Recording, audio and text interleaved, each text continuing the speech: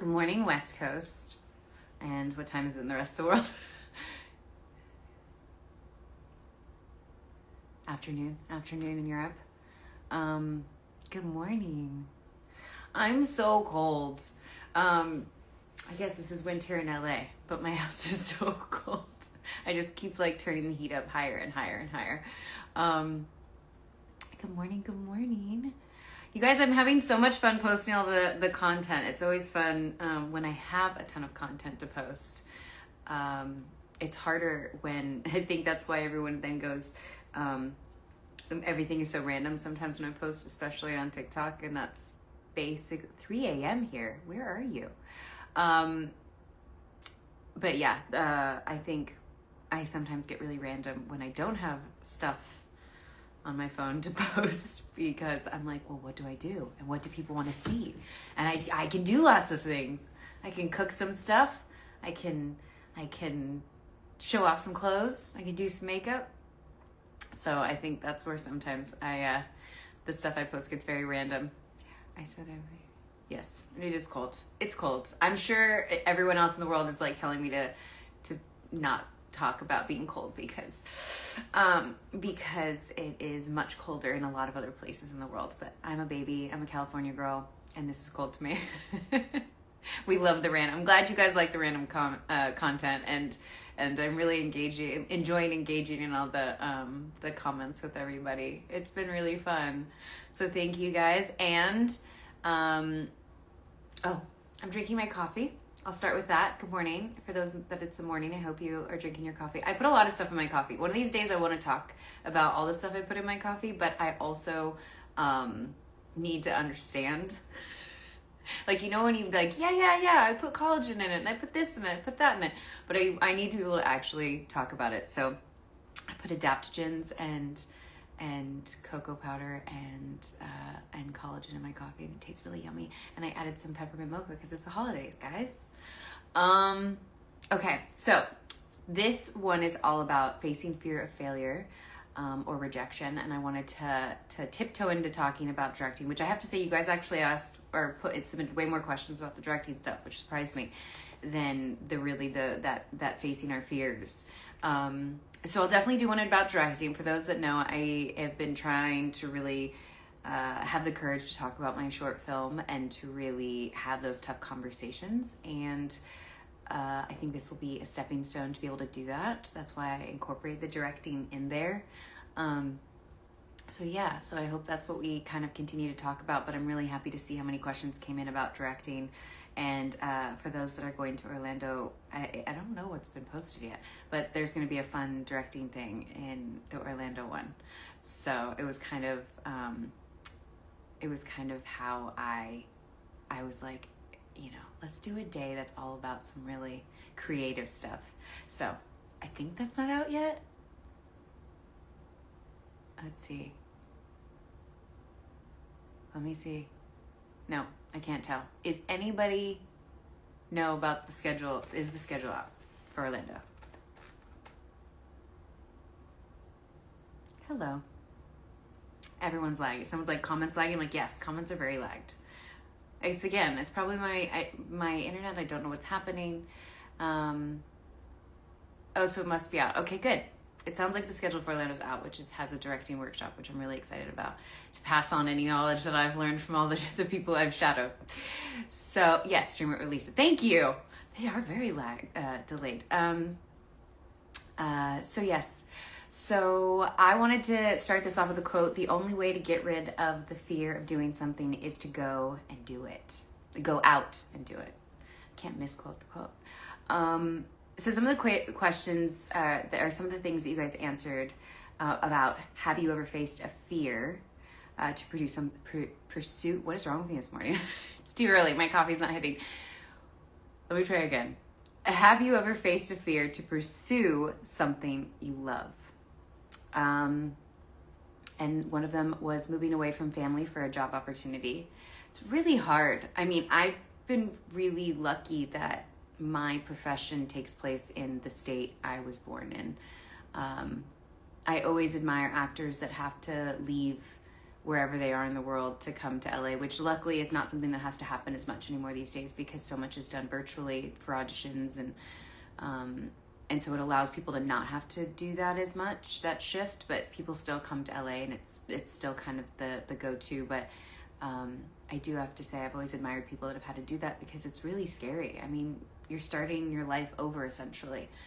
I experience it, I'm not going to do a comparison, experience it slightly just going from one city to the next with where I live, and just whether it's you're not getting to see your friends and your family, or you're having to find, weirdly enough, what shocked me was like the little things.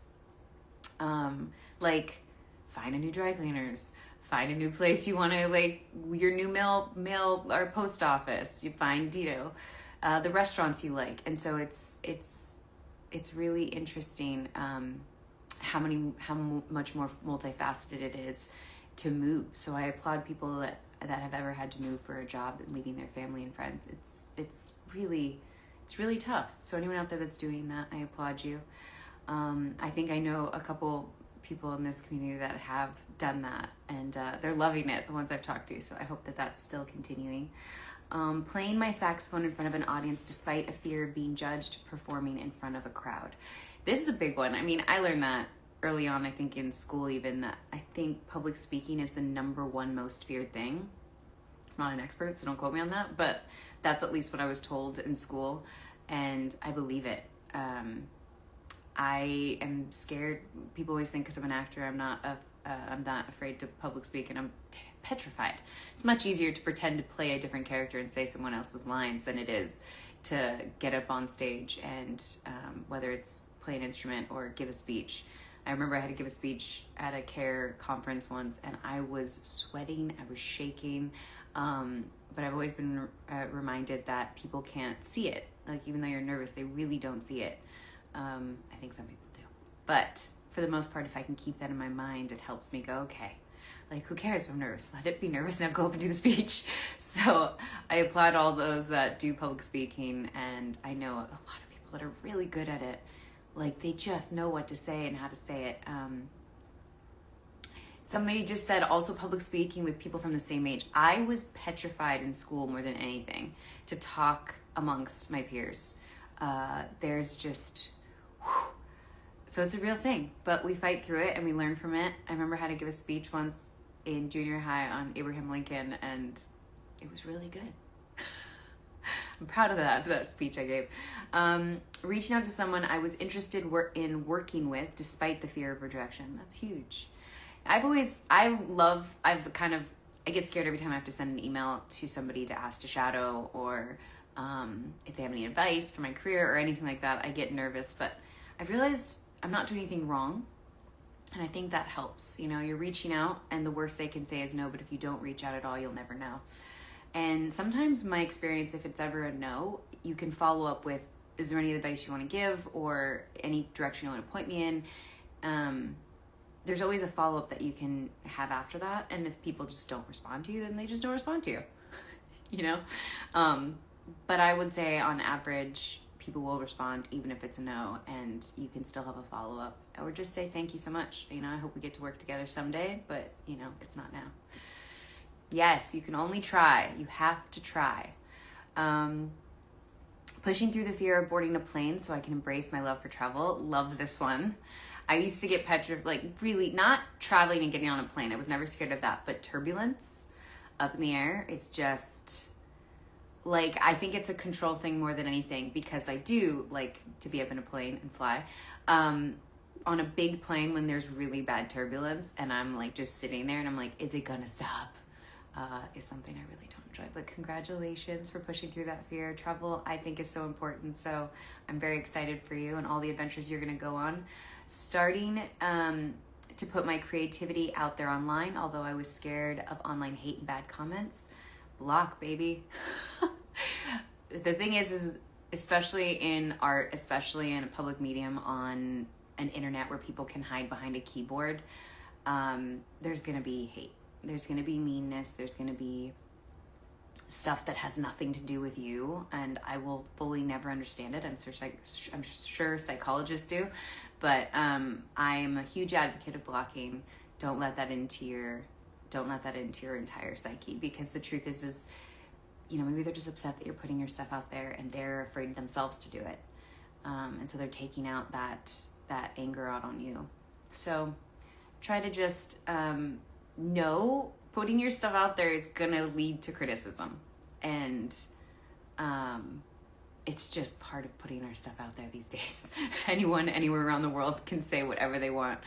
And it's impossible to not have it hurt our feelings. And so I am a huge advocate of blocking. It's just, if you have nothing nice to say, then why are you on my page? You know? So I just think that's really important for all of us to remember, that sometimes I think we go, oh no, I need to see the good and the bad. You don't. At least I used to do it. I'm like, okay, no, I need to, like, is it something that I did? Do I need to know? And I'm like, no, people are just being mean.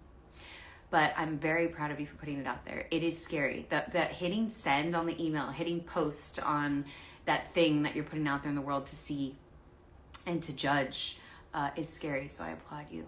And I'm proud of you. I'm afraid of needles, but I pushed through the fear in order to start IVF. Yes. I don't relate to this. I've never been afraid of needles. I don't know why. Maybe when I was a kid, the first needle, that I didn't get scared or something. I don't know.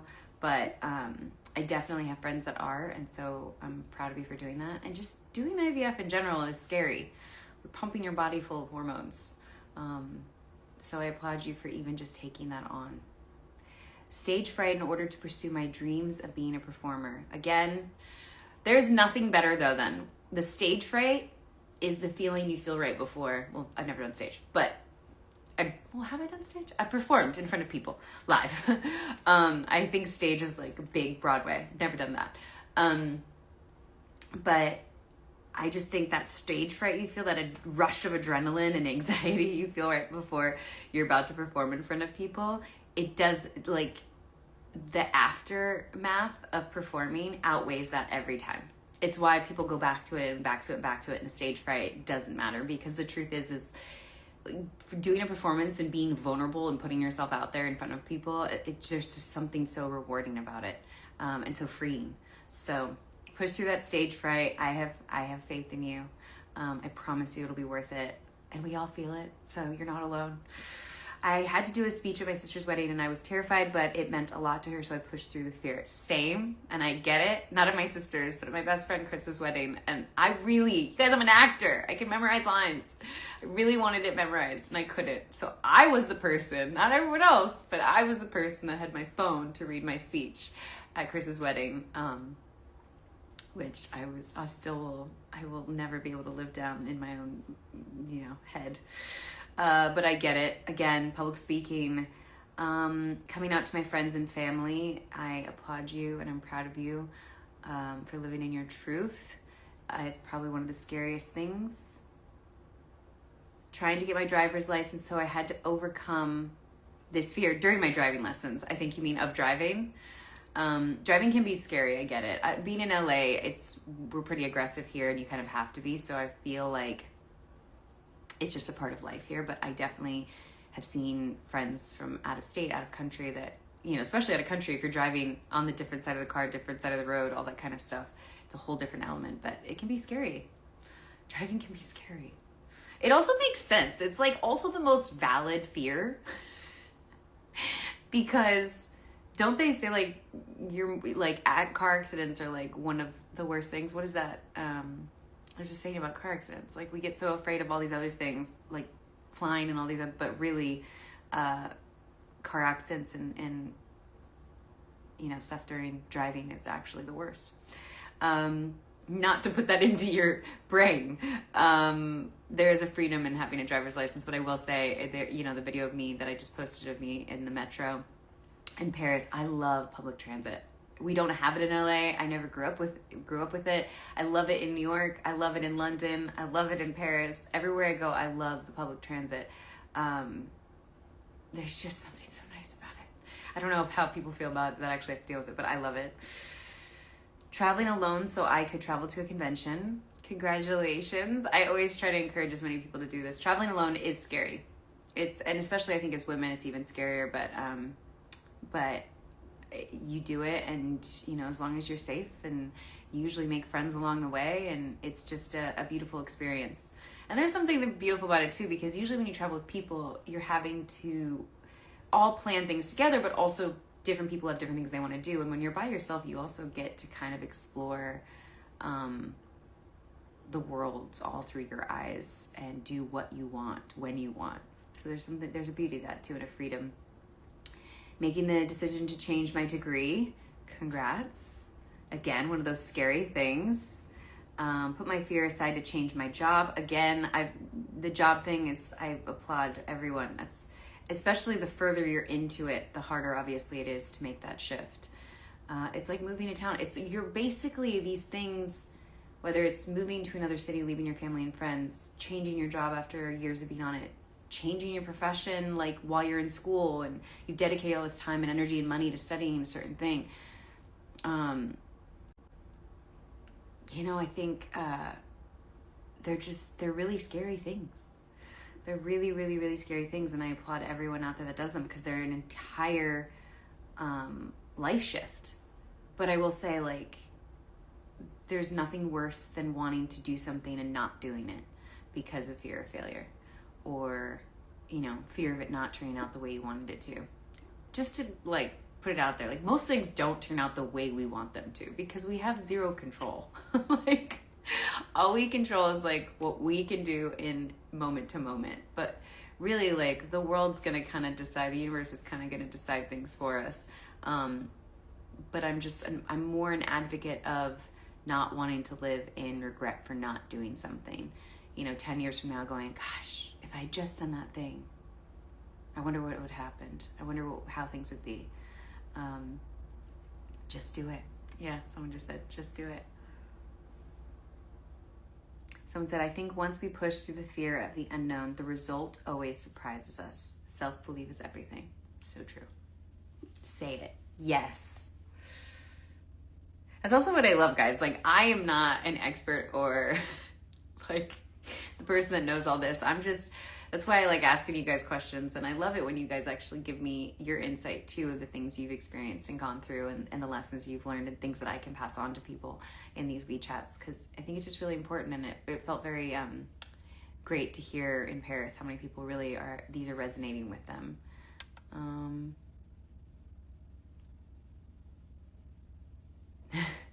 I'm just reading a couple of the comments before I move on to the next to talk about directing.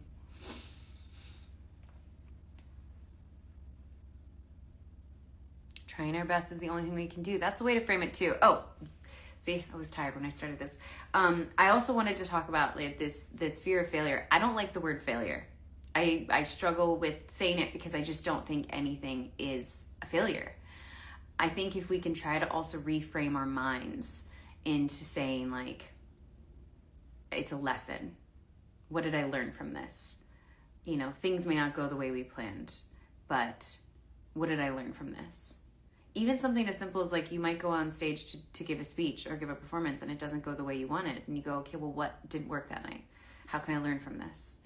Nothing, in my opinion, is a failure. It's a lesson to be learned, or there's something you can always take from it. So I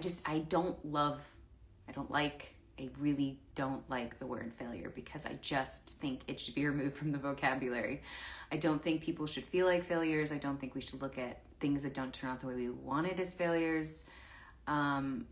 Even something as relationships. I hear people say that sometimes, it was a failure, it was a waste of my time. And it's no, I don't think so. I think we all hopefully grow in relationships, whether it's knowing more what we want or need in a relationship, or what we learn a lot about ourselves in relationships too. So I just think reframing this idea of failure, I think, will help people also, move forward and have less fear.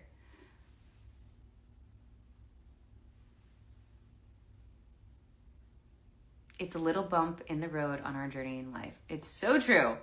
All of my things that didn't go as planned, I can, obviously in hindsight, it's easier look back at all of them and go, I wouldn't be who I am today if it wasn't for those things that didn't go as planned. So just try to remove the word failure as well from your vocabulary, and I think that will help. Okay, so you guys had a lot of questions about directing. So the reason I brought up directing and the fears that we face, or fear of failure, I've got to come up with a different fear of things not going well. I need a new word, is because directing was something that obviously I was extremely afraid of it not going well. I was also afraid that I was going to spend all this time, energy, and money, and in the end, not be good at it, or not like it as much as I thought I was going to like it. And because you just don't know until you try something too. So I think that was a huge factor as well. And I was really, really, really scared. I was determined. I was motivated. I felt like I had a lot of encouragement from the people I worked with, but I was really scared. And I kept kind of doing this thing because production got shut down a couple times on my short film because of the pandemic, and because the first time was because of the location that we lost, and then the second time was the pandemic. And I even was at times being like, is this the universe telling me I shouldn't do this? And I'm glad that I pushed through it. I'm so grateful. And I learned so much my 2 times directing. I know people also like, I've only done it twice. I've shadowed, I think, more than anyone I've ever heard of shadowing in the history of shadowing. I've shadowed more directors that I keep in my head losing count, but it's a lot. And I've learned a lot, and I can't wait to keep putting myself out there to get to direct something else. So I'll start, thank you again for all your questions on directing, but questions about directing that you guys asked was it difficult to be vulnerable while telling the story in Heard? Absolutely. The interesting part was the vulnerability actually came more when it was done and it was ready to show people. Probably posting it on YouTube, which took so long to do, was probably the most vulnerable. Interestingly enough, it wasn't the creative process. It felt like, because it was always kind of contained. It was always a small group of people. It was always all of us really being able to have conversations. When you put things out there on a bigger scale, you're opening things up, as we know, to more criticism, more judgment, more feedback. And that's obviously scary. So anyways, that was, what is it? Was it difficult to be vulnerable? It was definitely difficult to be vulnerable. The directing decision that carried the most fear. Someone said, what is the directing decision that carried the most fear?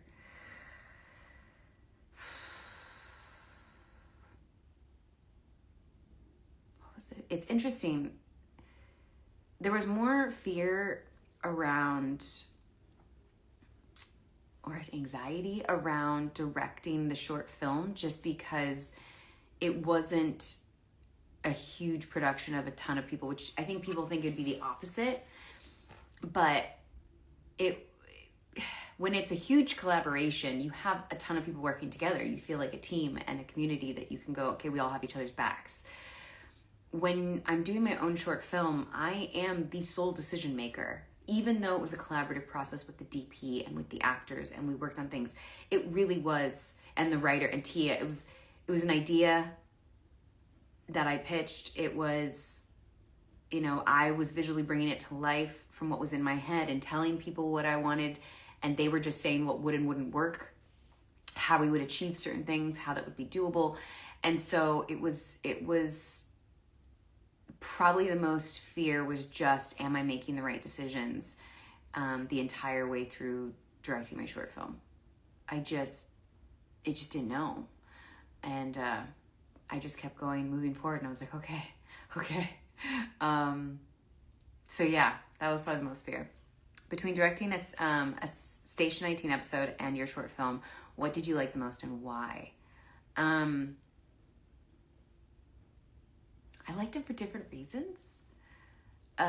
Station 19, finally, it was the thing I'd been after for so long. It was the carrot at the end of the stick. I'd been trying to get an episode for 4 years by the time I got an episode. So it was, I'm trying to make sure I get it right. It's like, what did I like most? I don't know. And it felt great to be part of the collaborative process. It felt like everything I'd been waiting for. So I liked it the most probably because of that, there was much more anxiety and much more sleepless nights when I was doing the short film. Again, just because everything was on my shoulders. It was a lot. And the subject matter was so heavy. And I was bankrolling the whole thing. So there's a lot more things about it that made it a little less enjoyable because of the elements of stress that were added to it. Whereas on Station 19, I really got to just be a director. So yeah, I would say Station 19. Best advice for not letting anxiety get in the way of facing fears. The anxiety is going to be there. I mean, in my experience, I can do breathing exercises. I can meditate. I can, put my hand on my heart, and I can do all the things that I need to. I can journal. I can try to minimize anxiety. But when the time comes for certain things, or that moment that you have to face it, it's going to be there for me, at least in my experience. It's not going to go away. It's not going to just miraculously be like, there's no anxiety. It's there. And it's always going to be there. And I think it's important to kind of look at it as okay, anxiety as a person over here. Let's figure this out. How are we going to work together? I know personally, before I would go into auditions, when they used to be in the room, I used to get a ton of anxiety before I walked in the room, a ton. To the point where I had to learn techniques of pushing up against a wall. But one of the things I learned when I finally gave into it and I realized I wasn't going to beat the anxiety was I was okay, for me, even though I might be tired that morning, I don't drink coffee, because I'm all of a sudden, right before the audition, anxiety, I know, all the adrenaline, whatever those other hormones that are going through my body are going to kick in. And if I have caffeine in my system as well, it's amplified. So it really helped me personally to go, okay, anxiety isn't going anywhere, but if I can, not minimize the effects of the anxiety, that helps. So anxiety is not going away, unfortunately.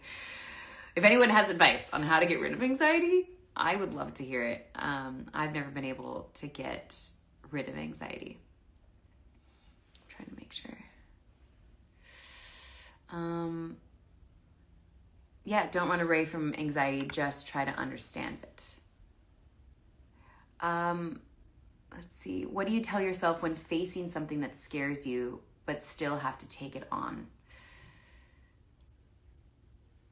What do I tell myself?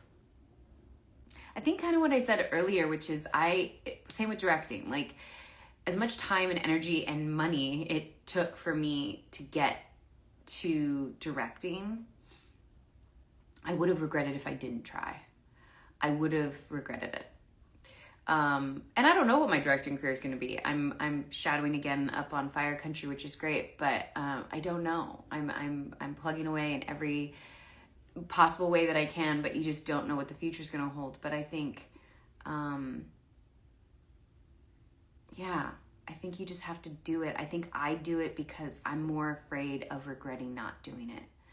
I'm more afraid of not living than I am living, as scary as really living can be. I think that's a part of it. And then I think someone said to me once, which was, if something scares you, that's good. And I think that's what's another part of living that I really love, is I love evolving and I love the challenges of life. Every time I've been faced with a challenge, and sometimes the challenges are really hard. Sometimes the challenges challenge me and who I am and my beliefs and my outlook on life, or having to recognize the weaknesses I have or the blind spots I have. And so I think there's something to be said about, if it scares you, why does it scare you? I think is important to kind of recognize too. But I like that challenge. I like the challenge of maybe I won't when I'm older. Maybe there'll be a part at a certain age I get to where I finally go, you know what? I don't want to be challenged anymore. I'm tired. It's eventually you hit that moment where you can't teach an old dog new tricks. You're I'm good. I learned what I needed to in life. Someone also said anxiety means it's important to you. There was interesting part too, someone said to me is, the human brain, I don't know if this is true, but the human brain doesn't know the difference between nervousness and excitement. Nervousness, I obviously equate more to anxiety, but But I don't know what the truth is to that, but I really like that, simply because for me, if I can reframe things, like reframing the word failure, if I can reframe, okay, I'm not nervous, I'm excited about this thing. It helps kind of, okay, I'm gonna put a smile on my face and I'm like, okay, I'm more excited than I am nervous. I think it's important to try to reframe that as well. What's the first thing you do when considering a scene and how it should look? I go with my gut instinct first, always when I read. It's different for my short film and for Station 19 episode. For the Station 19, I was given a script. I didn't know what it was going to be, so I read it the first time. And just like an actor, I want to make notes. How do I visualize it the first time I read it? What is the arcs I'm seeing in these? And right off the bat, my gut instinct about all those things. What's the theme? What are we trying to convey? So for me, I think it's not about, I know this question was interesting because it says, what's the first thing you do when considering a scene? You really have to consider the whole episode, in my personal opinion. You're not just doing it scene by scene. You then can go through and say, from a technical standpoint, what scenes make the most sense logistically with certain elements. And that, I think, is where it comes in later. Even with my short film, certain things of like, I see it this way, but guess what? We can't do it that way because we don't have the space, or we can't get that piece of equipment that allows us to do that shot. Like, you start dealing with logistics after, but I think the actual imagery I see of a scene is something that is my gut first. And I try to stick to that and I try to achieve that. But I also, what I loved about, Station 19 is that because it's collaborative, someone else could come up with a better idea. And what's great is the best idea wins. And I truly believe that.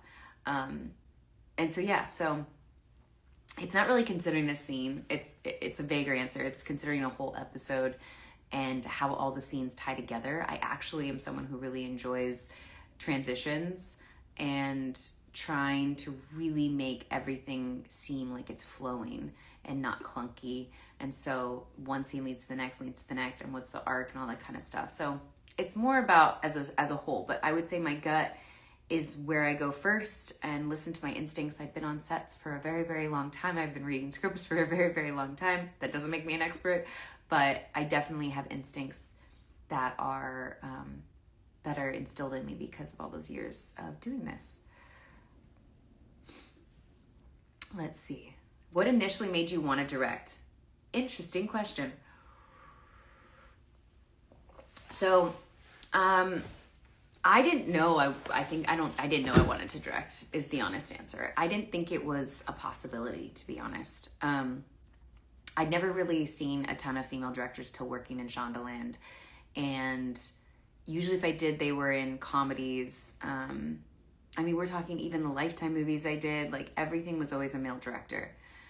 So many projects, basically my whole life were male. I cannot, when I was a kid, remember a female director. And so it was never a thought that crossed my mind that I could do it. But what's interesting is that I would always, as an actor, I hated going back to my trailer.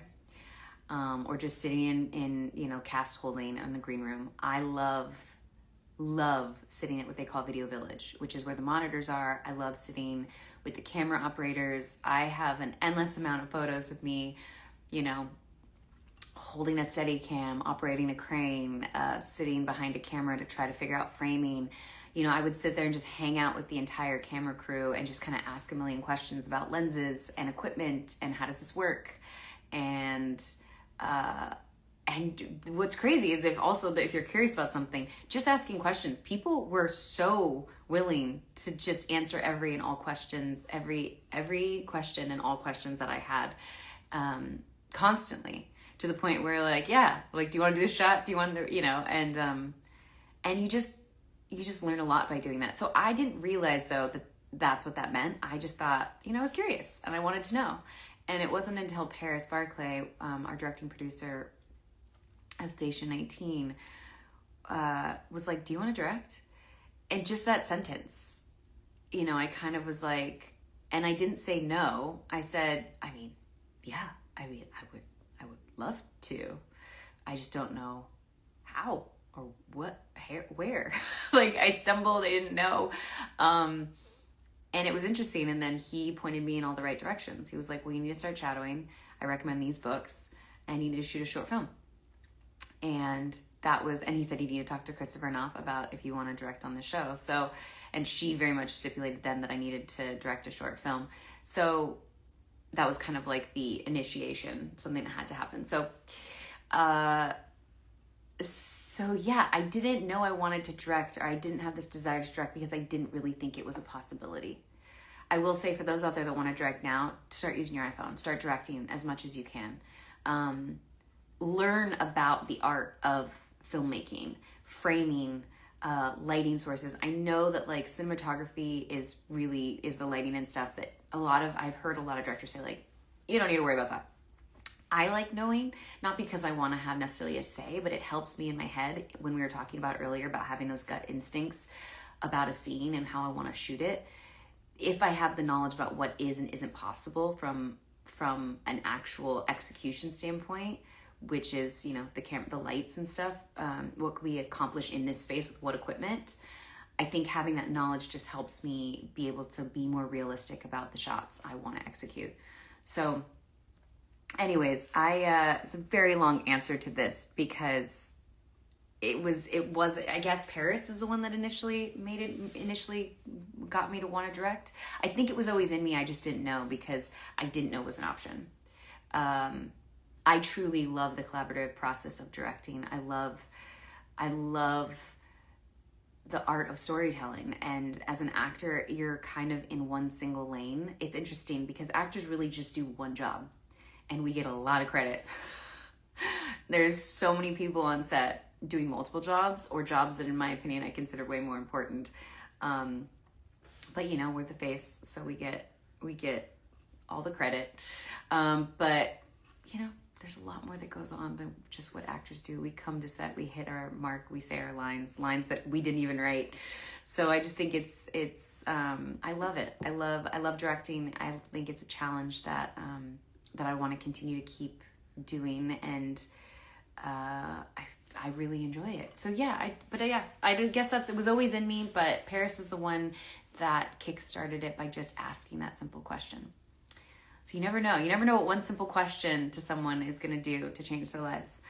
If I could go back and change one thing about my short film, would I? And if so, what would it be? Gosh, yes.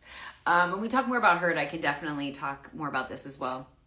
But yes, there's things I definitely would change about it. I think that's anyone and everyone. I even just had to go through and basically skim all 7 seasons of Station 19. And there's so many scenes that I realized that I would have done differently now in hindsight. So you're always with art, and it's not really done better. I don't like to say better, but just done differently, because that was an interpretation at the time in my life. That was an interpretation of my short film at the time. There's definitely things I would change. I think the biggest thing though that I would change is less about the story of Herd and more about the music. I really struggled with the music and the sound design, and I'm still not happy with it. It was probably my weakest part of my directing style, is figuring out how to verbalize myself. When I shadowed so many directors, a lot of what they were using music-wise was in a catalog, and a lot of the sound made sense because it's firefighting and things like that. And when I went in and had to do it for my short film, the sound design and the music was so much harder because I again had full control and everything at my fingertips. It wasn't as much of like, this is our lane, we're staying in it. So I would change the music and the sound design for sure. What's one thing about Herd that you're most proud of? That I did it, that I put it out there, that I was vulnerable enough to put it out there. There was definitely moments where I was like, do I release this? I even contemplated fixing all the music before I released it. And I was like, if I don't press post to YouTube now, I'm never gonna do it. And I just had to do it. I just had to do it. And I'm so proud that I did. And now I just need to talk more about it.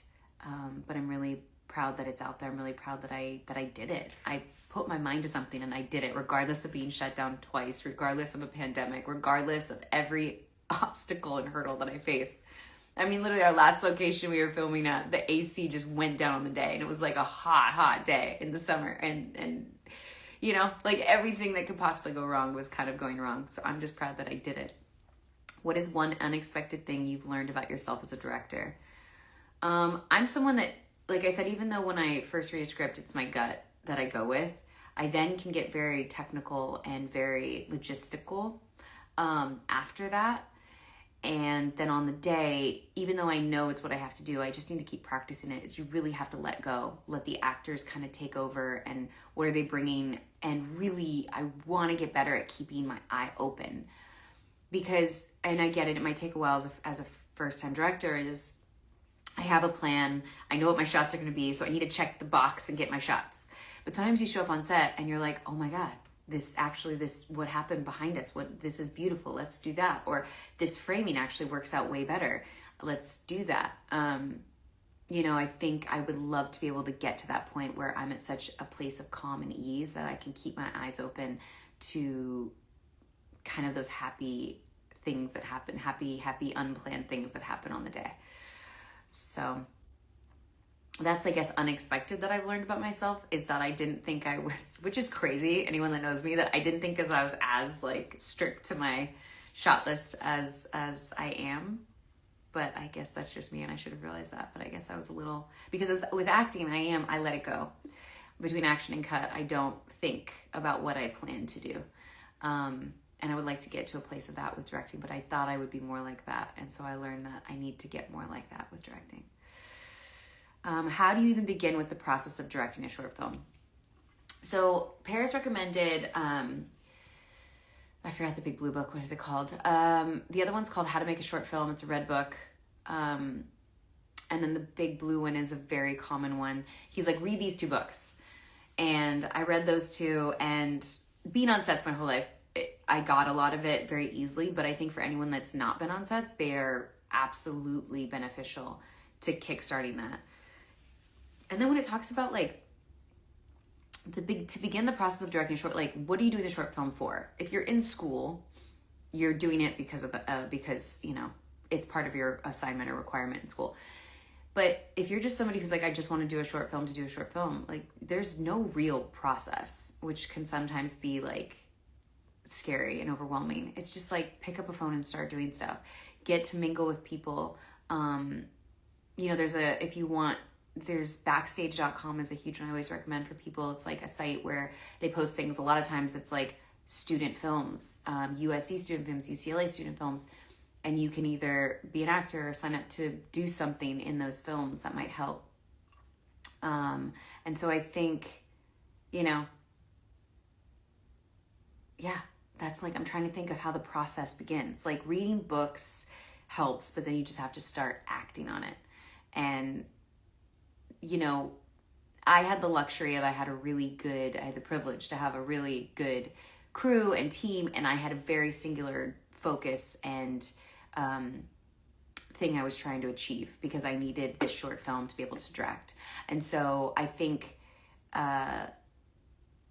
that made the process a little bit more streamlined, because I knew what it was. I think everyone's going to be different, but if you're someone who just wants to get into directing, just start shooting stuff. Look into film festivals. Look at local film festivals. Go to a local film festival. That's a great one. Just start going to local film festivals and meet creatives and meet directors, and because that's usually who goes to all those film festivals, as directors are almost a guarantee they're going to be there, and talk to them and ask their story. And I'm telling you, people 90% of the time are willing to really give you a ton of information and point you in the right direction. Someone asked my quote. I'll tell you where my quote is later. Let's see. Most memorable shadowing experience. There's so many good shadowing experiences and memorable ones. My most memorable, probably because it's the most recent though too, but I had so much.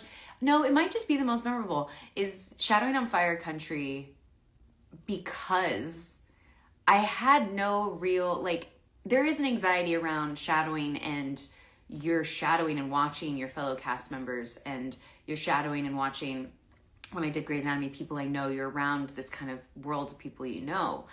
And there's more anxiety around that because, you're basically putting on a different hat that people aren't used to seeing you in, and you're trying to not get in anyone's way, and the personalities of people. So okay, or they want to be friendly with you and you're shadowing. You're like, no, don't talk to me, I'm trying to shadow. So there was more anxiety around shadowing on station or Grays, whereas shadowing on Fire Country was really fun. It was harder in a lot of ways because I was running around in the elements, in the cold and in the rain of Vancouver, and trying my best to stay up to date and everything, and living out of a hotel. And there were elements that made it more difficult, and not knowing the lay of the land. I had to show up. Talk about scary. I had to show up. And I remember day one, I just went back to my hotel and cried. And then day 2, I showed up and I walked into every single person's office and I was like, okay, because no one was really giving me direction as to like how to shadow on that show. And so I woke up the next day and I was like, nope. And I walked into every office and I was like, hey, can I have this? Hey, can I have the floor plans? Hey, can I have this? Hey, can I have that? And they probably thought I was crazy, but it ended up basically kickstarting a really, really phenomenal shadowing experience that I absolutely loved. So yeah, I think that that's my most memorable shadowing experience. I'm going back up there again. I hope it's not as cold as it was last time. It will be. Did you find the process easier or harder directing on a show you're an actor in? It's more complicated when you're an actor on it for a lot of reasons. I do not like it. I cannot wait to be able to direct on something I'm not acting in. And it's interesting because the easiest gateway for actors to direct is on shows they're on. But it's hard. Your brain is having to work both sides. Those scenes I had to do when I was actually in them on Station 19, I can rewatch my episode and I know the only one that I was able to completely not be a director in was the one where I yelled at that guy in the rain. I knew I had to, in order to give that speech, I knew I had to like turn off directing. But every other scene, I see it on my face and I'm like, okay, because I call action, or the AD would call action, and then I would call cut when we were done with the scene, and I'd run back and look at the monitors. And so it was stressful. It was stressful. It was stressful. It was harder.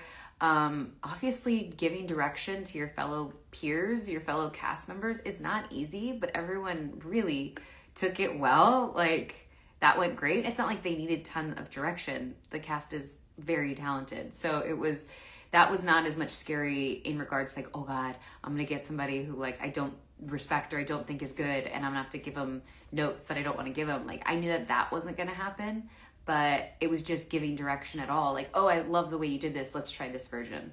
But it actually ended up being way easier than I realized. So yeah, I find it much easier when you're not an actor on the show, and I would prefer to not be an actor in any of the things I direct. That's why I wasn't in my short film. How do you best work with criticism? Criticism is hard. I mean, criticism, and I read something recently and I want to do more. I'm talking so much, I only have 12 more minutes. Criticism is hard. I read something recently where they say there's no such thing as constructive criticism, which really fascinated me, and I want to read up more on it. And so, yeah, the criticism, it's weird. Criticism in what sense? Like, if you're just telling me you don't like my performance, how is, like, I don't even know that. Like, if you have a strong opinion because something I did was offensive or something I did, it very rarely do you feel that there's a justification behind just telling someone like that's bad. Like, what are you going to gain from that? If you're a family or a friend and you're trying to tell somebody like, hey, listen, I think you should take classes, or I think you should do this because like, your acting could be better, it could be different. I think you need to practice more, whatever. I get that, like, maybe that's what they consider constructive. Like, you're trying to give someone advice to help them be better at something.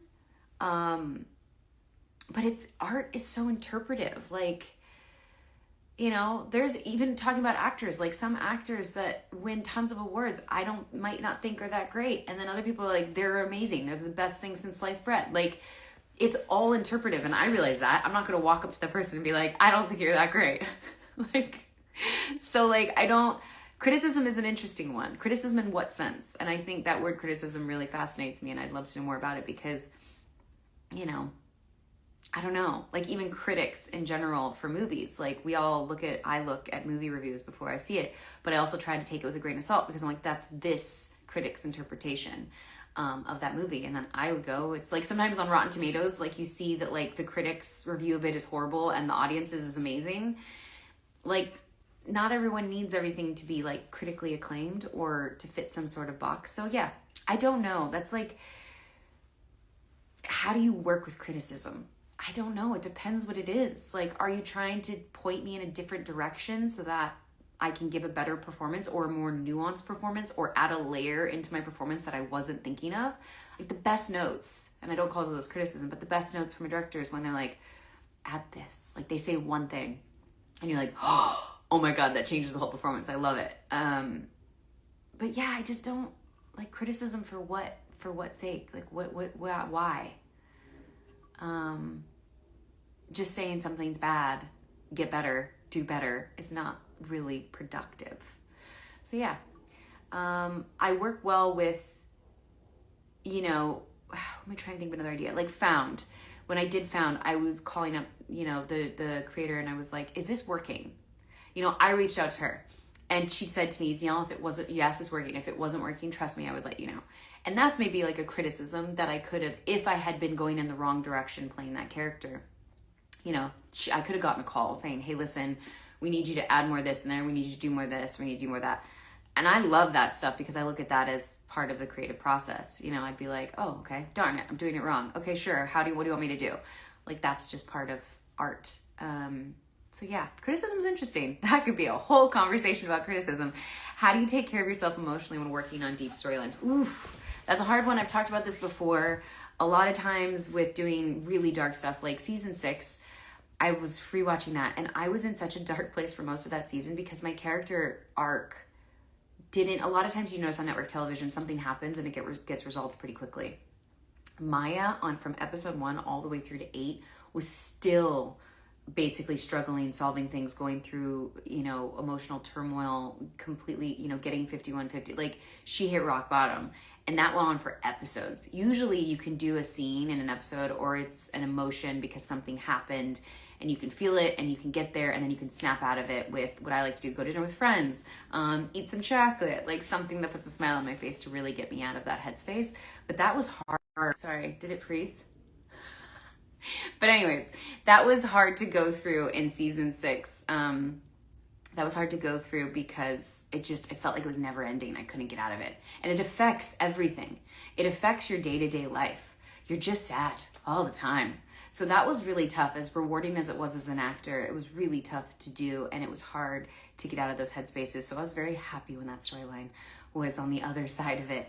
And then if you notice, like, Maya switches very much to like being funny and smiling all the time. And like, I actually went a little too extreme because I was so happy to not be in that anymore. But it's, you know, some actors really go deep and it's almost impossible to get out of. You've seen historically actors do that.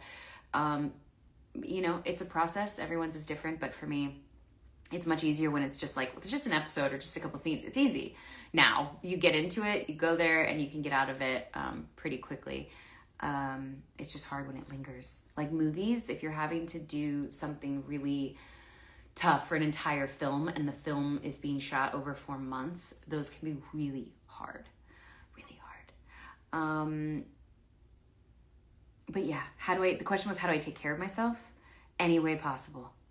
Yummy food, working out, massages, the things that make me happy. If that's knitting or you know, pottery for you, like whatever makes you happy, that's what helps you get out of those funks, even as an actor.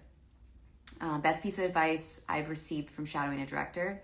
I think it probably was, again, I mean, I've received a lot of advice and a lot of sound and amazing and wonderful advice that I'll carry with me throughout my entire career. But I think Paris really said to me, which is something I already knew, but I think it's so important to pass on to anyone who's on set in general, is every single person in set needs to feel important, that their job is important, even though it might not be the most important thing if the binder is green or blue. And he said this example. You have to make them feel like it's important. Never say to someone, I don't care. Because it's so easy when you're directing and you're worrying about actors and casting and storyline and script changes and locations and all these elements, that when someone comes at you and they're like, hey, so we have these 3 backpacks for this character. Which backpack do you like for that person? You're like, it doesn't matter. It does matter. It matters to that person. And even though I know that, those little words really matter, because you want people to feel like their jobs are important, regardless if they are not as important as, say, the location at that exact moment, what you're stressing about, because those little things are important. What is on camera is important. So he basically just taught me never say, I don't care, or it doesn't matter to anybody when they bring you an idea or some piece of element that you have to make a decision on. So, how do I balance technique and intuition as a director? I haven't figured that out yet. My intuition comes in first. I think, like I said, I'm sounding like a broken record. Then technique takes over. Logistics and all those kind of elements, and making sure we have the to-do list and we're checking the boxes, that all then kind of takes over. So I'm trying to make sure that even though I go from intuition to technique, to go back to intuition on the day. I really would love to do that. And it's a hard balance because you're using both sides of your brain. And with network television directing, it moves fast. There's a lot of decisions that have to be made in a split second, and there's a lot. There's just a lot over a very short period of time. So yeah, I would like it. I haven't figured out that balance yet.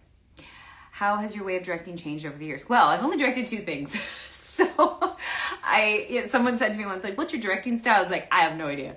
I think, well, I will say my directing style is I like movement. I love action, which is something I realized watching or doing Station 19 is I really, really prefer the action, fast-paced, high intensity type scenes. I love doing that. I think that's why I gravitate towards Catherine Bigelow so much, because, she's very good at that. So yeah, I don't know if it's changed or if I'm trying to figure out what I'm good at, where I'm not as strong, those type of things. So I don't know if I should say, how has my directing changed? I've only gotten 2. Stay tuned, I'll let you know. And thank you guys also so much. So many people, you didn't submit questions, but you did give me so much praise for my Station 19 episode. And I should say, the way I should word that is the Station 19 episode I directed. It's not mine.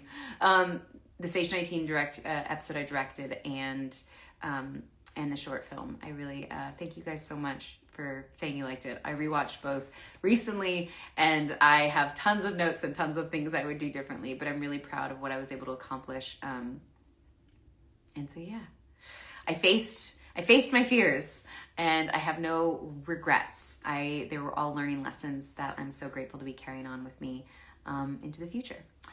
I'm going to go through some questions real quick, and then I'll end with a quote, and then I have to go because I do have to go to an audition.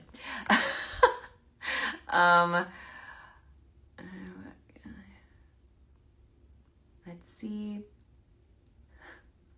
You guys, I'm not going to answer questions that are not about this specific thing.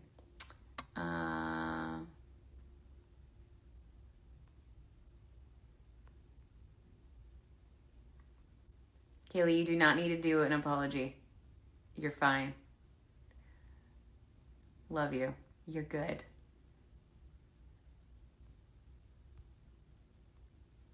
I said I wouldn't answer things that are off topic, and now look at what I'm doing. Sorry.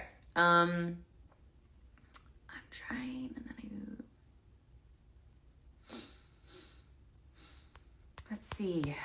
Any questions? I love all the other questions, but I'm just trying to stay focused on the topic. That's a great question. How did you balance trusting your instincts with the fear of making mistakes? Mistakes are going to happen. What's great, I think why Station 19 was essentially more enjoyable in a sense, or less stressful, is it's harder to make a mistake when there's 300 people helping you. We are working as a team, all of us. And so it's almost like there was such a relief doing Station 19, because I was like, oh, I can't really make a mistake. I mean, there's definitely creative choices I would have done differently, and I have the final say in things, and a lot of things. Not everything. I mean, once I hand off my director's cut, what actually aired was different than my cut. But not much different, but slightly different. And so, you can make mistakes, but a lot of times it's almost impossible to really screw something up in network television. I don't, again, just like failures, it's like I don't really look at it as a mistake, more of like, I would do that differently. What did I learn from that? What was I thinking when I made that decision? Why did I make that decision? So yeah, I try not to look at them as mistakes again. Look at them as learning, as lessons to be learned. I would love to direct an episode of Grey's. Here's the thing. They have a lot, this show's been on a long time. They have a lot of set directors. I shadowed over there. I shadowed Debbie Allen. I would love the opportunity, but there's a lot of people, to quote Debbie, in line in front of me. So if the show goes another 5 years, maybe, or if a director starts, there's also some older directors that might retire. So it's, if those spots open, but I am not high on the list of people they're going to hire right away. I'm afraid to make changes because I'm worried things might end up worse in the end. It's interesting you say that. I'm not sure worse. Worse in what way? It's hard. I don't really think I've ever had a thing that's gone worse. I definitely do look back, and there's a couple things that I go, if I had done this or this, would my career be different? And it probably would be. And through therapy and learning that you did your best, I think this whole, it would be worse. Because it's not worse. I'm very grateful and happy with the life I live. Could it have been different? Yeah, probably. If I made some different decisions. So I think don't think of that. Also, stop thinking of the end goal. Stop thinking of what might happen. If something is exciting you and something is you want to do something, go for it. And what will be will be. You will learn something from it. But you just take a second, listen to your gut, and go for it. I would say probably the things that I did that I would go back and go, oh, that really changed the course of my life. I can't change them. I was doing the best in that moment, and probably I wasn't really thinking at all when I made some of those decisions. So take the time, think about it. If you really do the work and think about what it is you're doing, I think you're not going to end up worse. It's my opinion. Yes, I would love to direct an episode of Law and Order. Would I rather direct a TV show, movie, or a short film in the future? I think I'm good with short films. I mean, it's fun to do short films, but they're a lot of work and not a lot of payoff. So there's that. And when it comes, sorry, someone just entered my house. My phone just let me know. So yeah, there's that. Television is really what I love. I love television. I love the art of it. I love the fast pace of it.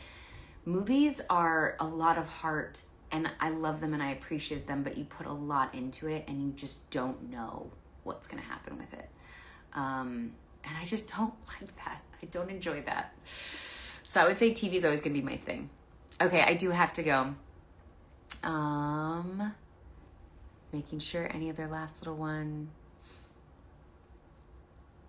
Oh, someone just said I'll end with this. They just directed a short film. You got this. Yeah, I'm just excited for you. Congratulations. And you did it. You did it. Celebrate the fact that you did it. Go out. My advice right now is go and celebrate the fact that you did it. Then sit down and make a list of the things you need to do next. When you make a short film, it's your calling card at first when you're starting as a director. So take that calling card, put it out there in the universe on Vimeo, on YouTube. But before you do that, if you're doing the film festivals, do the film festivals, submit. Don't be upset when you don't get in. I didn't get into a ton. Just getting into a couple is a win. And put it out there in the world and start engaging with people. Go to those film festivals. You'll meet so many other creatives. I'm so proud of you. You did it. Congratulations. I have to go now.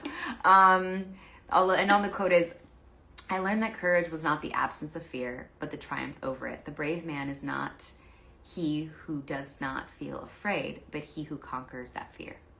So go out there, frame your thoughts around failure, and take on the world with excitement. And this has been awesome again. Sorry, I feel like my coffee never really hit properly. And I started a lot, but thank you guys for all of this. I will see you guys next.